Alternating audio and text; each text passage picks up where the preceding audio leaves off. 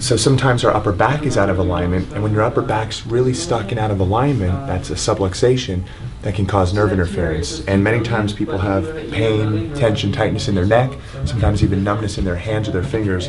And so here what we're going to do is adjust the upper back while she's face down. We're going to breathe in nice and deep, all the way out, shoulders relaxed.